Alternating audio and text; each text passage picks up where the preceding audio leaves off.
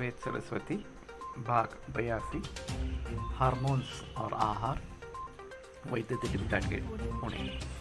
तो मैं बात कर रहा था कि डेनमार्क में या नीदरलैंड्स में जो गायों के फार्म है इस प्रकार से, और 800 गायें एक जगह होती है और पूरी मैकेनिकल प्रोसीजर इस प्रकार की जाती है।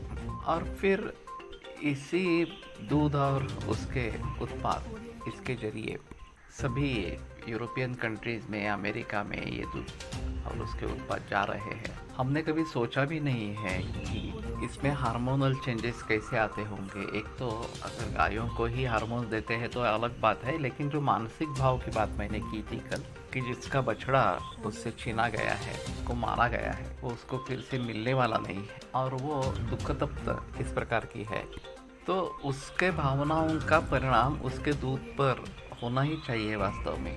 तो ये बात हम समझ ही नहीं रहे हैं एक्चुअली कि इतना बुरा असर उस दूध पे होता होगा। और उसी तरीके से अभी जो मानसिक ताण तनाव बढ़ रहे हैं बहुत सारे तरीके से, तो बचपन से लेकर पूरे उम्र भर में इतने मानसिक तनाव का सामना हर व्यक्ति को करना पड़ रहा है। एक बीच में स्टडी हुआ था कि 10वीं 12वीं कक्षा के छात्रों में 10% छात्रों में ब्लड प्रेशर पाया गया था, हाइपरटेंशन पाया गया। अब ये तो बच्चों में पाया गया है, तो उनके माता पिता में कितना होगा।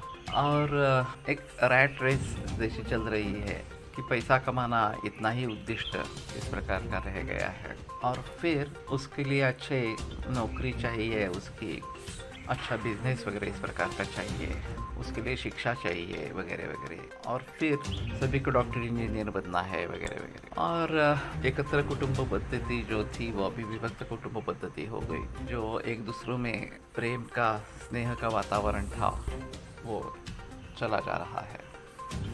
और फिर अगर किसी के बारे में विश्वास नहीं कर सकते, किसी के बारे में प्रेम नहीं है, तो मानसिक संतुलन कैसे अच्छा इस प्रकार का रहेगा। और इसी के जरिए भी काफ़ी समस्याएं उत्पन्न होती रहती है, हार्मोनल इम्बैलेंसेस होते रहते हैं। हेक्टिक शेड्यूल्स है, ये टास्क है, इतने टास्क इतने महीने में पूरे करने हैं वगैरह वगैरह इस प्रकार से। तो ये सभी बातें मानसिक असंतुलन निर्माण करने वाली, हार्मोनल इम्बैलेंसेस निर्माण करने वाली इस प्रकार की है।